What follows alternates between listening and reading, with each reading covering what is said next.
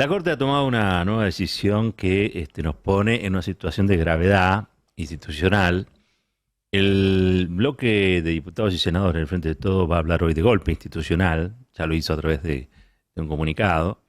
La situación es muy delicada, porque esta corte bonsai, esta corte que ha sido la reducción de lo que alguna vez fue una corte quizá con mayores miembros, o sea, una mayor cantidad de miembros, también con mujeres en su integración. Hoy se ha reducido a estos cuatro eh, jueces que claramente actúan o tienen pretensiones políticas, ¿no? Actúan como muy interesados en la cuestión política. Son un brazo de la política, y son un brazo de la política macrista. Y claro, si son un brazo de la política macrista, los argentinos y las argentinas nos quedamos sin Corte Suprema. Y si los argentinos y argentinas nos quedamos sin Corte Suprema, todo el sistema se degrada, porque el pez se pudre por la cabeza.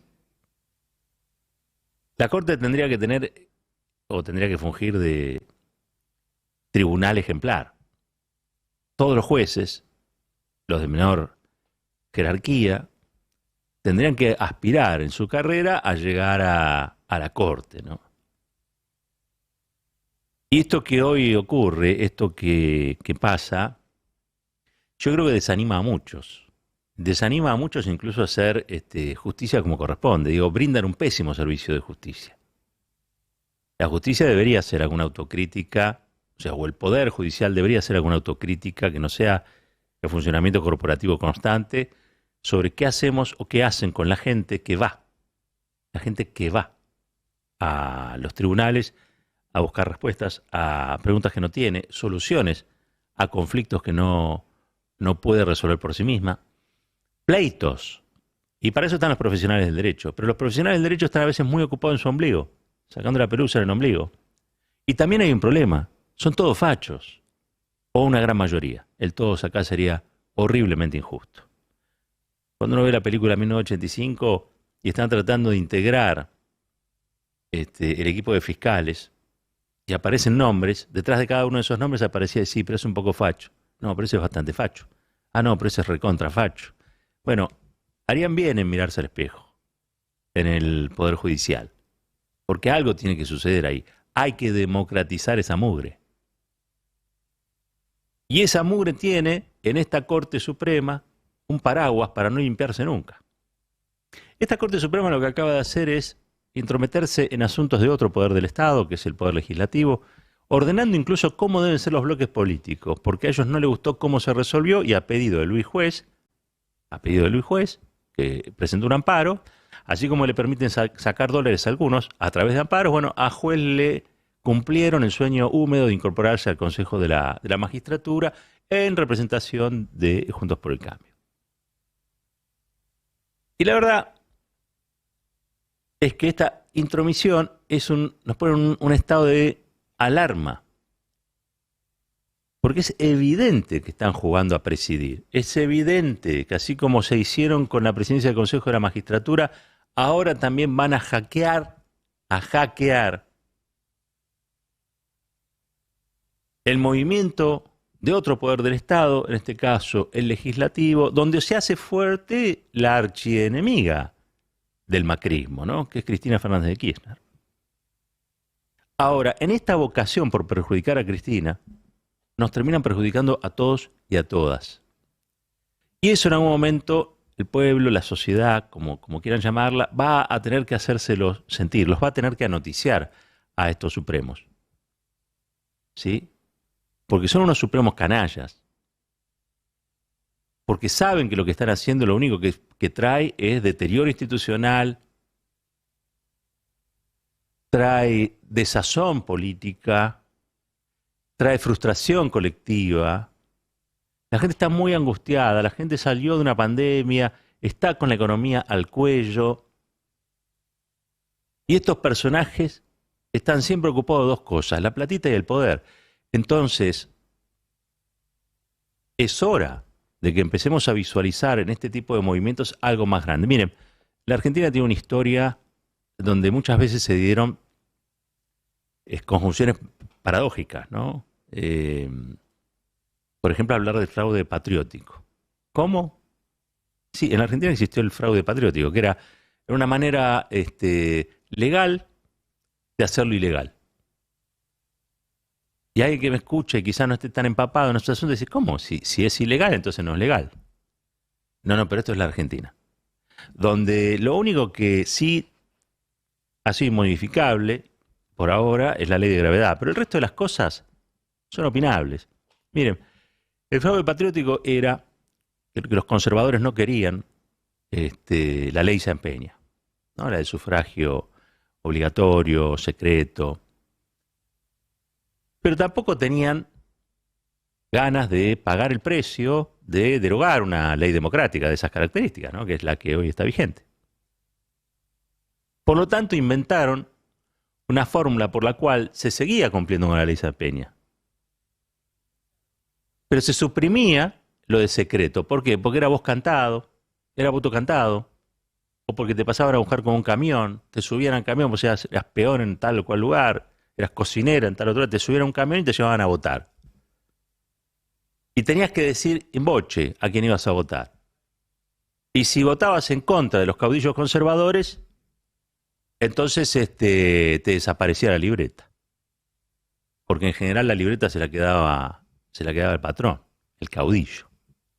Un clientelismo patriótico.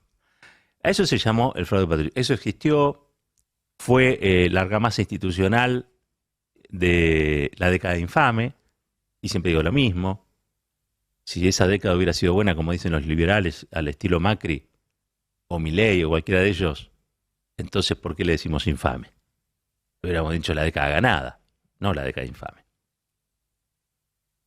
Pero bueno, los dueños de casi todas las cosas también son los dueños de la historia, y de cómo se cuenta esa historia.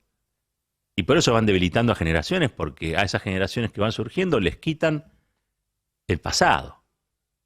Y acá hay un pasado enorme, hay un pasado enorme de lucha y de resistencia. Muchos no entienden eso que pasó en la década infame, que es el caldo donde se cocinó finalmente unos años después, el 17 de octubre. Y algunos todavía dicen, no, porque el peronismo es fascismo, los camisas negras, Mussolini, no.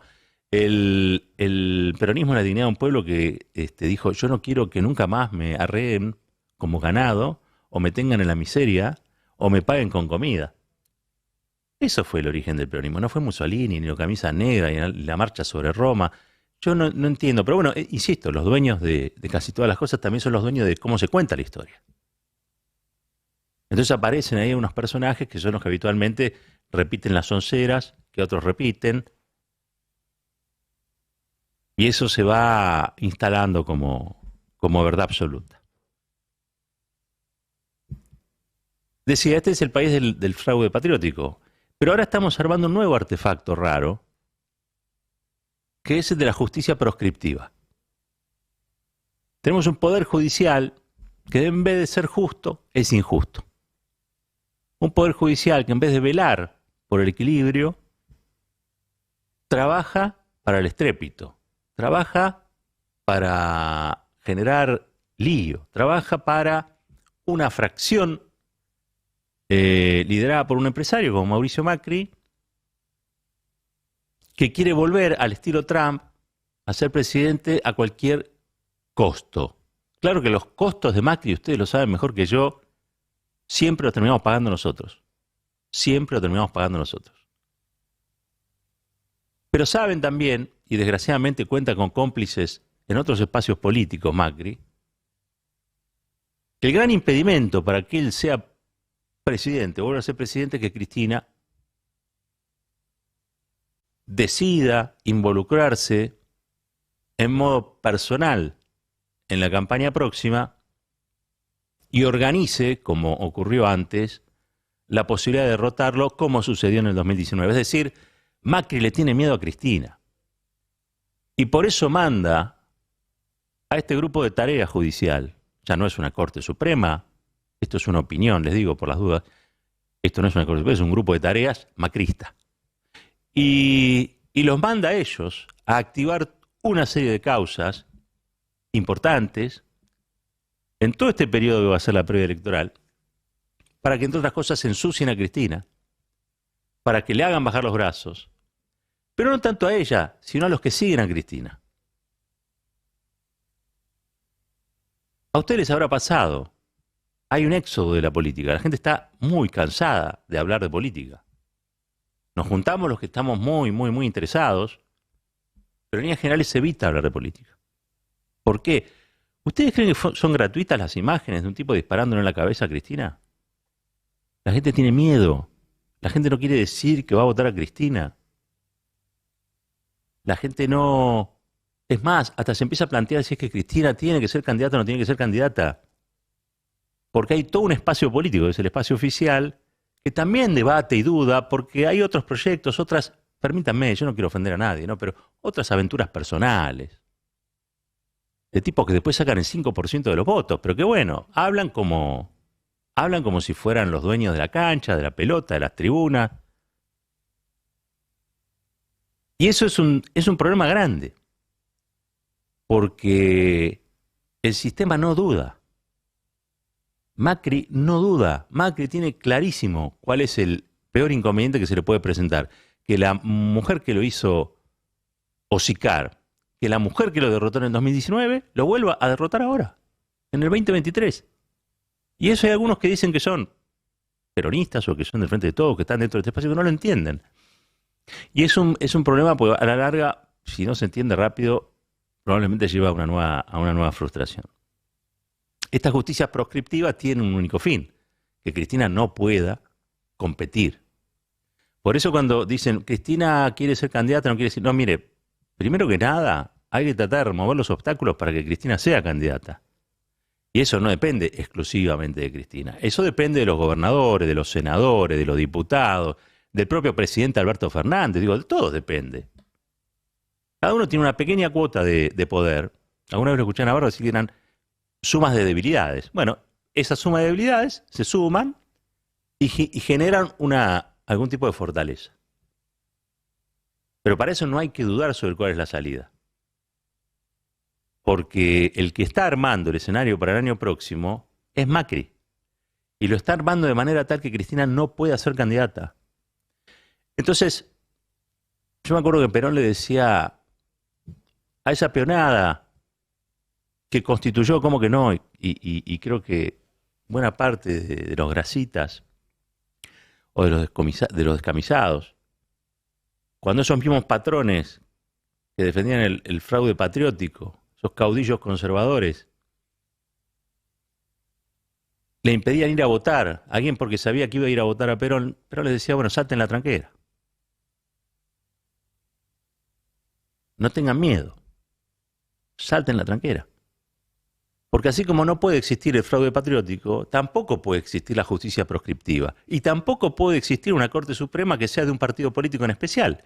Y mucho menos un partido político que tiene ínfulas antidemocráticas que son cada vez más evidentes. Las cuenta el propio Macri. Yo siempre pensé que el peor problema no era tener una Corte Suprema de estas características. Siempre pensé que el problema es que era de por sí conservadora, pero esto ni siquiera es una Corte Suprema conservadora. Ni siquiera es una Corte Suprema de derecha. Esto no es una Corte. Esto no es una Corte Suprema. Y esto es un golpe institucional. Y esto se lo hacen a Cristina. Y me pregunto, ¿cuántos ministros salieron a bancar a Cristina? Porque el destino de esos ministros y de este gobierno está atado a lo que suceda con Cristina. Y los que creen otra cosa, los que creen que Cristina es el problema, no están siendo parte de la solución. Alguien se los tenía que decir. No están siendo parte de la solución. Porque si llegamos hasta acá fue precisamente por la moderación con la que algunos temas se han manejado frente a gente que tiene muy claro que el problema es Cristina. Como Bolsonaro tenía muy claro que el problema era Lula para él. Por eso Lula decide ser candidato y le gana. Y los que me vienen a decir que gana por poquito y que tendría que haber sido más importante la diferencia o lo que sea, no están entendiendo el proceso previo. No se sale del calabozo y se viaja a la luna en una nave espacial. Todo es una construcción. Y Lula construyó peldaño a peldaño una escalera que lo volvió a poner en el centro de gravedad de la política regional y mundial. Ahora, ¿por qué pudo hacer eso? Bueno, porque la gente quiso. La gente saltó la tranquera. Saltó la tranquera y empezó a construir un futuro que era el que quería. Saltó la tranquera y se cansó del payaso de Bolsonaro. Bueno, nos tenemos que cansar también nosotros de las payasadas que hace este Poder Judicial macrista si es que queremos tener una democracia de verdad y no sigamos pensando en inventar la rueda, porque la rueda ya está inventada. No hay fraude patriótico, hay fraude. No hay justicia proscriptiva, hay injusticia. Y la única manera que tenemos de solucionar esto es una, y ustedes saben cuál es. Bueno, hay que saltar a tranquera y hay que ir a hacer de la historia una historia que nos devuelva la felicidad, que nos devuelva la alegría, pero sobre todo la sensación de libertad que hoy no parece estar porque la derecha sofoca. Pero el pueblo se ha levantado una y otra vez en nuestro país. Y una y otra vez la derecha ha tenido que retroceder. Son poderosísimos, pero a veces uno no se da cuenta de lo poderosos que son aquellos que no aparecen en la televisión, aquellos que a veces no opinan, aquellos que están en la sobremesa y cuando empieza la discusión sobre Cristina se quedan callados, miran para otro lado, no quieren opinar, no quieren enojarse con los familiares, con los parientes, pero que tienen clarísimo que si hay una manera de salvar este país, es esa, y no la proscripción. Lo que se tenía que decir se dijo. Roberto Caballero y su editorial. A buen caballero, buen entendedor.